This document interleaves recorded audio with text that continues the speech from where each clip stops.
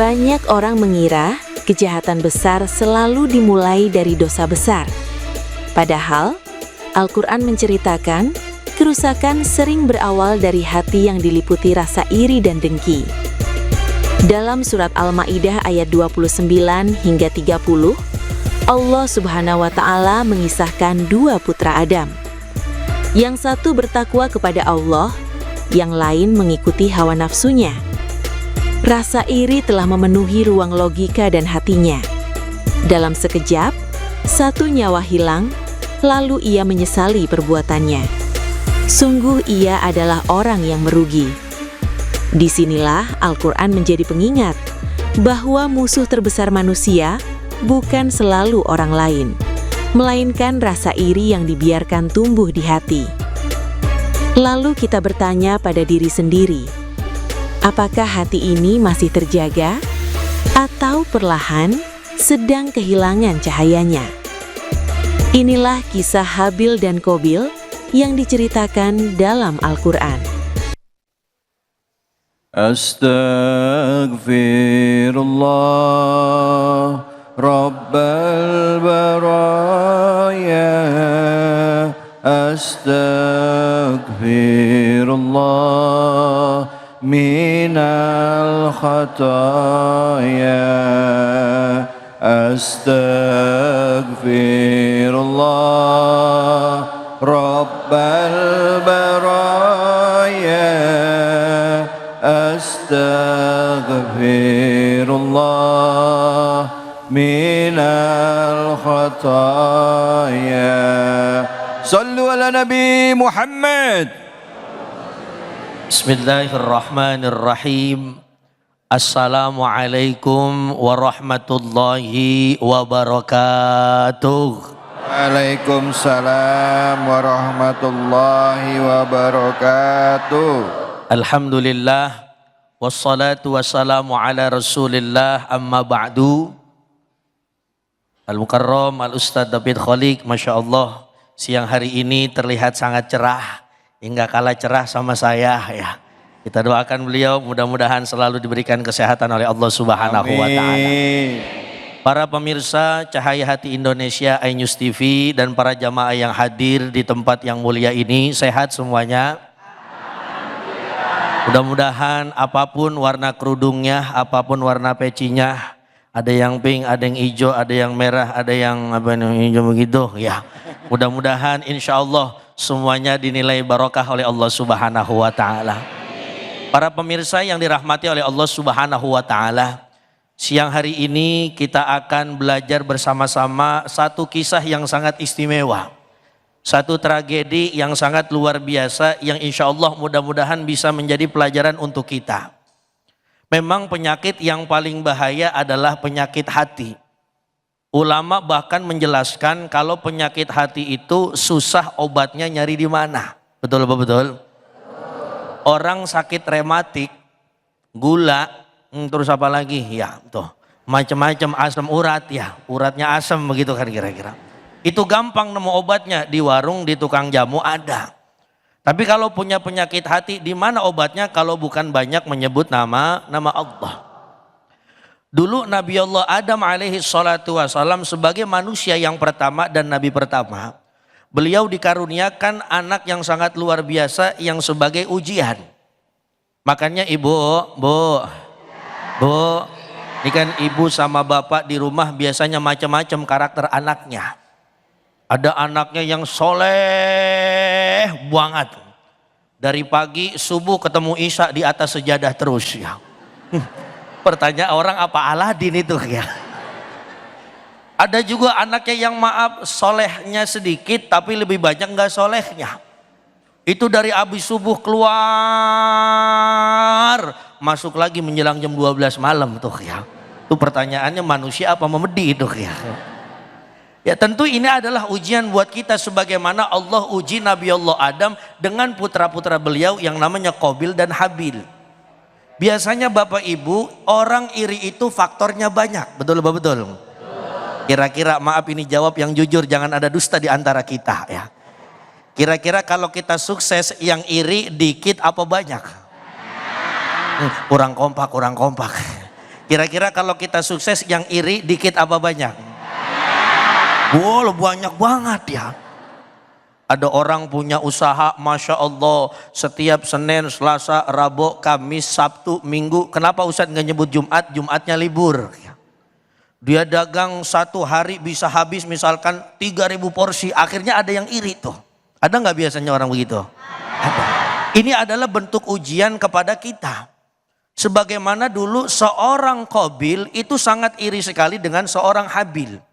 Kenapa? Karena Habil itu semua keinginannya selalu selalu diijabah oleh Allah Subhanahu wa taala. Ini pelajaran buat kita. Makanya Bu, jangankan orang lain, kadang-kadang yang masih saudara sekandung aja suka iri sama kita. Betul apa betul? Mohon maaf Ustaz David, saya ini kan orang Betawi kan karakter begitu. Iya. Pertama, anaknya banyak. Dulu saya punya engkongnya saya lagi anaknya 25. Itu satu biang tuh ya. Berarti kan 1 tahun. Tapi emang beda orang dulu sama orang sekarang. Orang dulu banyak anak banyak rezeki. Kalau orang sekarang kan banyak anak banyak cicilan ya. Lihat, pasti ada dari setiap satu keluarga ada yang sukses, ada yang enggak. Namanya saudara, Bapak Ibu pengen seperti saudaranya. Ada saudaranya misalkan jadi direktur utama. Mohon maaf, saudaranya yang misalkan jadi direktur utama, dianya nggak ada jadi direktur utama. Pasti ada apa? Ada sedikit rasa iri tuh. Ya Allah, dia bisa, kenapa saya kagak ya? Tuh. Padahal masih sama satu apa? Satu perut, satu emas, satu baba. Kali gitu kalau lain emas lain baba orang jadi masalah kalau bahasa orang Betawi. Kan ini kan masih satu emas, satu baba. Begitupun Nabi Allah Adam, beliau punya anak Habil dan Qabil. Artinya Bapak Ibu sekalian, ini pelajaran untuk kehidupan kita. Bahwasannya setiap apapun kesuksesan kita di dunia pasti akan ada orang yang iri. Bagaimana caranya supaya misalkan kita hatinya selalu terjaga, jangan sampai iri kepada kesuksesan orang lain. Maka kata guru kami ketika kami ngaji, kenapa kadang-kadang iri selalu ada dalam hati kita? Karena kita terlalu ngelihat banyak nikmat orang lain. Betul apa betul? Coba yang kita lihat nikmat kita aja misalkan. Ya Allah, alhamdulillah motor saya enak biar kata tahun 1997. Yang penting gusinya kagak kebanjiran, jalannya ngacir aja udah itu ya. Makanya kata baba saya, Pak, lebih enak motor 1.000 kenangan daripada 1 juta sebulan, tuh lebih enak tuh ya. Ya betul gak usah David ya? Ya lebih enak motor 1 juta kenangan daripada 1 juta sebulan ya. Kalau 1 juta kenangan kan ya Allah berasa ini motor pernah dibawa tengah sawah. Ada belokan jatuh dikit, alhamdulillah. Daripada 1 juta sebulan mikirnya bingung tuh kan ya. Jadi kita harus ngelihat nikmat kita, jangan sering ngelihat nikmat orang lain. Kalau kita keseringan ngelihat nikmat orang lain, iri akan ada selalu di dalam hati kita. Betul apa betul? Betul. Kenapa Qabil itu selalu iri dengan Habil? Karena Qabil merasa bahwasannya nikmat dia lebih sedikit daripada nikmatnya Habil. Ini adalah pelajaran buat kita bahwasannya manusia pasti akan digerogoti dengan penyakit-penyakit yang namanya penyakit hati. Iri, dendam, terus apalagi ya takabur, terus apalagi ria, sombong ya kan. Baru punya mobil 1 aja sombong banget. Tetangga gua mobilnya 7 kagak sombong. Lah iya emang tetangganya dealer ya. Maka ulama-ulama mengajarkan seperti itu karena Bapak Ibu jujur. Dulu Nabi Allah Adam alaihi salatu wasalam diajarkan oleh Allah Subhanahu wa taala banyak sekali pelajarannya. Kita tahu ketika beliau Nabi Allah Adam alaihi salatu wasalam diuji sama Allah Subhanahu wa taala, diusir oleh Allah dari sorga, ini kan ujian. Artinya apa? Udah enak-enak di sorga, akhirnya apa? Diusir. Kesalahannya cuma satu, gara-gara apa? Makan buah khuldi. Padahal Allah sudah larang di Al-Quran. Wala taqraba hadhihi syajarata fatakuna minadz zalimin. Namanya ini adalah ujian. Tadi makan buah apa Bu? Makan buah apa? Alhamdulillah berarti orang sini ngajinya bener Ustaz. Iya. Belum lama saya ceramah di satu daerah, ada anak kecil, saya tanya, "Neng, kenapa Nabi Allah Adam diusir sama Allah dari sorga sama Allah?" Apa kata dia? "Gara-gara makan buah markisa, Ustadz." Ini berarti bocah ngajinya di Ponsengon kalau begini nih. Ngajinya di Ponsengon. Lah iya, yang bener kan buah apa, Bu? Nah, ujian apa bukan bagi Nabi Allah Adam? Ujian. Makanya nanti terus kita akan bahas bagaimana kehidupan Nabi Allah Adam. Beliau berdoa puluhan tahun dalam riwayat, bahkan sampai ratusan tahun beliau minta ampun kepada Allah Subhanahu wa taala, sampai benar-benar Allah kabul segala hajat-hajat beliau dan diampuni dosanya. Makanya Bu, maaf Bu, kalau kita belajar kehidupan, belajarlah dari nabi-nabi terdahulu. Makanya kita jangan sampai merasa, "Oh Ustadz, hidup saya kayaknya paling susah ya Ustadz ya." Sebelum kita udah ada yang paling susah. "Ya Allah Ustadz, namanya hidup saya diiriin mulu ya sama tetangga." Mohon maaf, yang iri sama kita bukan cuma tetangga kita. Dari zaman dulu juga ada orang yang udah diiriin. Betul Pak? Betul. Kuncinya gampang, kalau orang iri kepada kita, kita kanan aja udah enak tuh. Kiri kanan. Oh kiri kanan ya, salah. Yang penting ibu-ibu saya kasih tahu Bu, hati-hati kalau lagi bawa motor. Penyakit ibu-ibu, sennya kiri beloknya. Udah begitu kadang-kadang kalau kita omelin galakan. Iya itu dia. Hati-hati, begitu bisa, mohon maaf Bu, gitu-gitu bisa datangin penyakit hati. Bapak-bapak lagi enak ya kan, lagi istighfar, "Astagfirullah Rabbal Baroya." Ngebut dari kanan, ibu-ibu sennya kanan. Makin kenceng istighfarnya bapak-bapak, "Astagfirullah." Monitor, ini sennya kanan, beloknya kanan apa kiri? Hati-hati, begitu juga kadang-kadang bisa nimbulin penyakit hati. Orang lagi enak-enak istighfar, marah gara-gara apa? Gara-gara ibu-ibu. Tuh.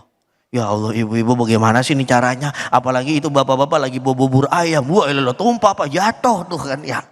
Maka ibu-ibu sekalian, para jamaah yang dimuliakan oleh Allah Subhanahu wa taala, sebagai ngaji pembuka ini kita terus belajar dari Nabi Allah Adam beserta keturunannya.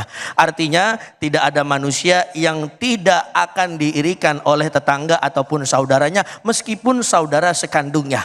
Maka tugas kita ketika misalkan maaf ada tetangga, ada saudara iri sama kita, maka kuncinya satu, teruslah minta kepada Allah supaya hati kita dijaga, jangan sampai dianya iri, kitanya marah. Itu yang diajarkan oleh Nabiullah Adam dan oleh baginda Nabi besar Muhammad sallallahu alaihi wasallam. Begitu kurang lebih. Baik, alhamdulillah, terima kasih banyak Ustadz. Bu, Pak, udah paham belum? Apaan? Baik, auzubillahi minasyaitonirrajim. Bismillahirrahmanirrahim. Assalamualaikum warahmatullahi wabarakatuh.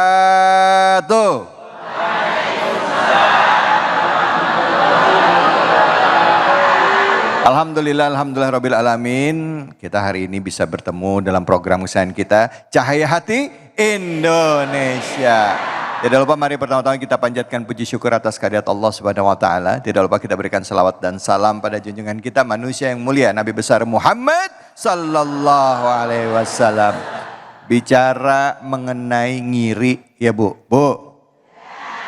Ngiri itu udah jadi penyakitnya manusia, betul ya? Betul, nggak usah gitu ya. Tetangganya baru beli motor baru aja ya, yang sebelah kiri kanannya kepanasan. Ada yang baru beli kulkas, panasan.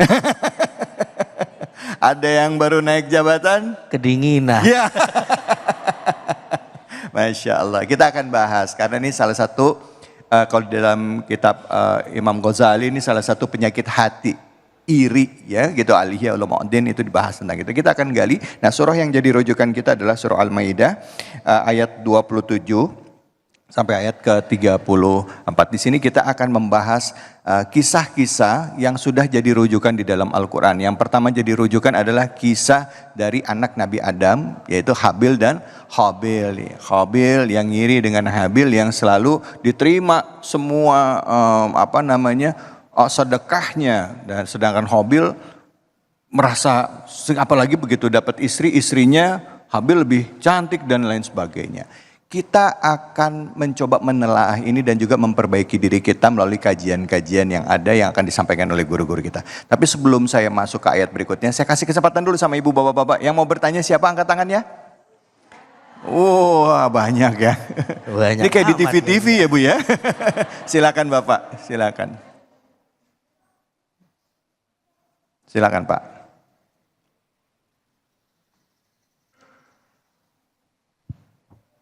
Bismillahirrahmanirrahim. Assalamualaikum warahmatullahi wabarakatuh. Waalaikumsalam warahmatullahi wabarakatuh. Wabarakatuh.